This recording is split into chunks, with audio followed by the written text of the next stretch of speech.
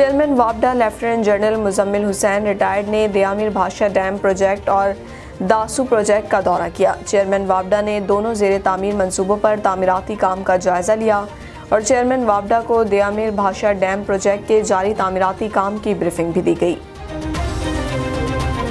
Chairman वापडा lieutenant general Muzammil Hussain retired ने दयामिर भाषा डैम प्रोजेक्ट और दासू डैम प्रोजेक्ट का दौरा किया।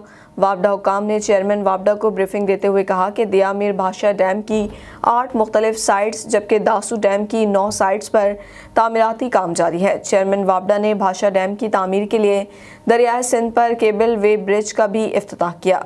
चेयरमैन वापडा ने दासू प्रोजेक्ट की डाइवर्जन टनल और पावर हाउस पर तामीराती काम का मुआयना किया। इस मौके पर गुफ्तगू करते हुए चेयरमैन वापडा ने कहा कि कोरोना वबा के बावजूद दयामिर भाषा डैम पर तामीराती काम तसल्ली बख्श रफ्तार से आगे बढ़ रहा है। ताहम उन्होंने प्रोजेक्ट इंतजामिया को हिदायत की कि वह प्रोजेक्ट की तामीर के हवाले से मुकर्ररा अहम अहदाफ की बरवक्त तकमील को यकीनी बनाए।